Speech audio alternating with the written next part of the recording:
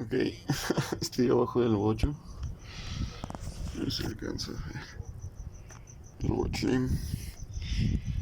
Pues con el problema que teníamos todavía de la caja de velocidades. Escuchen.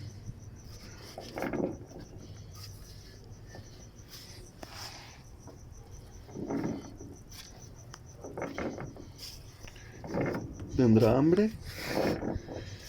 Algo le está rugiendo. Ay, no puede ser. Eso lo escuchen. Problemas en la transmisión.